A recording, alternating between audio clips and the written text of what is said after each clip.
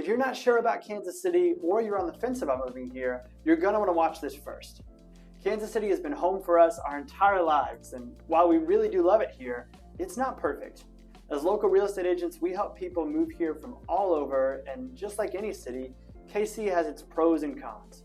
Today, we want to get real and talk about what we think are the big reasons why someone might choose to live somewhere else. My name is Mason Mars, and this is my twin brother Micah. We're a local real estate team right here in Kansas City. Our team helps people relocate to the KC metro area, and if you're considering a move to Kansas City, we want to be your real estate agents. If you're ready to start planning your move or you have questions, you can book a quick call with us using the link down in the description, or shoot us an email. Again, all of our contact info is right down below. The first big drawback to Kansas City is probably the first thing I personally dislike the most about living here, and that's the weather.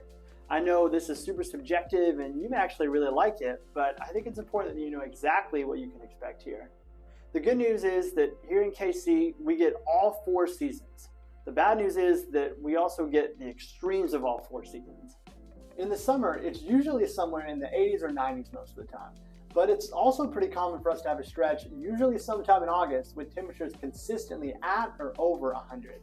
Sometimes it's just a couple of sporadic days here and there, and other times, like this year for example, we had about a week and a half straight of high temps over 100. If you're coming from a place like Arizona, you may not think these temps sound too bad, but unfortunately the other thing we have working against us in the summer is the humidity. This makes such a huge difference in how hot it feels. When we've spent time in other parts of the country, I always notice how much different a dry heat feels versus the humidity we're used to here. It's less intense than what you'll find in the southern part of the country, but it's definitely a factor in the summer.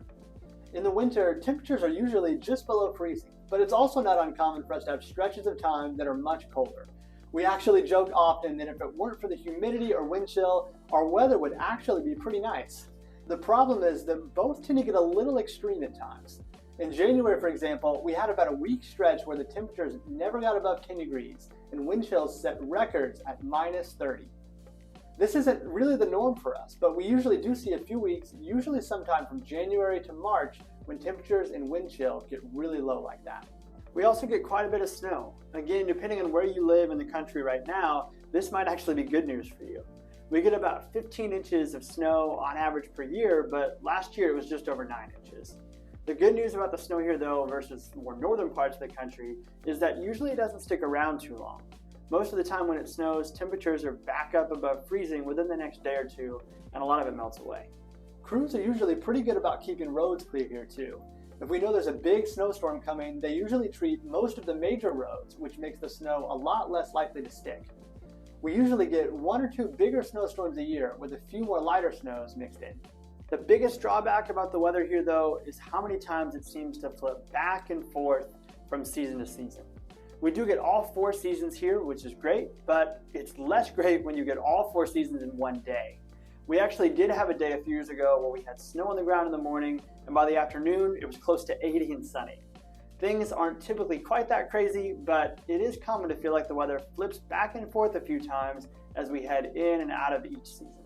There's kind of a joking graphic that makes its way around social media every year, that we actually have about 12 seasons. We have what a lot of people call fake spring and fake fall. It will feel like we're warming up and we'll have a week or so of warmer weather and then we'll head right back into cold weather again. This is pretty common anywhere in the Midwest, but we definitely experience it here too. The next reason you may choose not to move to Kansas City is that it can be kind of tough to get around. One of the biggest problems with our infrastructure is the lack of public transportation options. If you're going to live here, having a car is almost a must depending on where you want to go. You may be coming from a city that has a subway system or a train system that makes it pretty easy to navigate, but so far we really don't have anything that's comparable here. We do have the KC streetcar that runs for about 2 miles along Main Street that connects the River Market on the north side of downtown to Union Station. The route isn't very long, but it does make it easier to access areas like Power and Light, which is an outdoor entertainment district with restaurants, bars, and outdoor shows. You can also use the streetcar to get to T-Mobile Center, as well as other stops in areas like Crossroads or the Conference Center. This current setup works pretty well, and it's nice to be able to park your car in the River Market, for example, and take the streetcar to dinner and a show at T-Mobile Center just using the streetcar. But because the route only runs north and south along one street, you may have to walk a few blocks to get where you want to go. And as we mentioned before, the weather here in KC doesn't always cooperate. The good news is they're actually in the process of expanding the route for the streetcar, another 3.5 miles south. It will still only run on Main Street for the most part, but it will add several stops like Westport, the Country Club Plaza, and the University of Missouri, Kansas City. This is a huge step forward, and the project is scheduled to be completed in 2025. Still, outside of the streetcar, there's really not much else in terms of reliable public transportation. We do have a bus system that runs all over the city, and since the pandemic in 2020, it's been free to ride. This has been an incredible resource for a lot of people, but it can be inefficient at times. If you're looking for a city that's easy to navigate with public options, KC may not be the best for you. Another reason why you may not choose to live here is that Kansas City is one of about 20 other larger cities in the country that has an earnings tax on income if you live or work in the city of Kansas City. The tax here in KC is 1%, which may not sound like a ton, but it can add up pretty quickly. This tax is only on the Missouri side, and it makes up about 45% of the city's annual revenue. With so much of the city's budget currently wrapped up here, it's unlikely that it goes away anytime soon. The key factor to consider here is that this tax applies to you if you live or work in the actual city of Kansas City. So if you're trying to save the tax, you have to look at which side of the equation you have the most control over. If you're coming here because of a job transfer, you may not have much choice if your employer is located within the city limits. If that's the case, you'll be on the hook for the 1% no matter where you choose to live. So you have total freedom to live inside the city limits of Kansas City if that's something you want to do. If you're moving here to retire and be closer to family, or maybe you work remotely for a company that isn't based in KC, you may want to consider a suburb of Kansas City like Liberty, Lee Summit, or Overland Park. Avoiding properties in the actual city of Kansas City will keep you from having to pay the earnings tax. The last reason Kansas City may not be for you is the fact that compared to other cities in the US, we don't have quite as many big city amenities. Now, don't get me wrong, KC still has a ton to offer in terms of entertainment, world-class museums like the National World War I Museum and Memorial, as well as a vibrant art scene. But still, there are a few areas where Kansas City comes up short. We already talked a little bit about the lack of public transportation options, and this definitely leaves more to be desired. But it also doesn't have quite the same scene for nightlife like other larger cities like New York or Miami. The city has grown a lot in this area over the last couple of decades, but if you're looking for that 24/7 feel to bars and clubs, you won't find as much of that here. Things tend to close down for the night by 1:30 or 2 a.m., which is earlier than a lot of bars and clubs in other cities that stay open even later. The nightlife also tends to be concentrated in a few smaller areas like the Power and Light District or the Crossroads. There's just not quite the same energy or atmosphere that you'd find in a larger city like Vegas or New Orleans.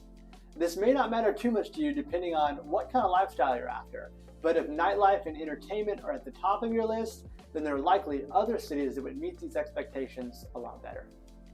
If you follow sports at all, you probably know the Kansas City Chiefs and the Kansas City Royals, but one of the other things KC is missing are pro teams in basketball and hockey. There's been talks for years about possibly bringing teams in both sports here, but those have really yet to turn into anything. Personally, I think this would be a really great boost for our city. The T-Mobile Center is the perfect place to host them, and over the last few years, there's really been a passion for sports that's been developed here. It would really be cool to see that passion extend to some new home teams in those sports. We do have a minor league hockey team here though. They play out in a smaller venue in Independence, which is a suburb just outside of the city. Tickets are usually pretty affordable, and it makes for a fun evening out even if you don't really typically follow hockey. So what do you think? Would anything that we talked about keep you from moving here to Kansas City? Let us know in the comments below. And if you're planning on making a move anywhere in Missouri or Kansas, we would love to help you or get you connected with someone who can help. We can't wait to show you more of what this city has to offer. Shoot us an email at hello@themarshgroup.com or click the link in the description to book a quick call with us.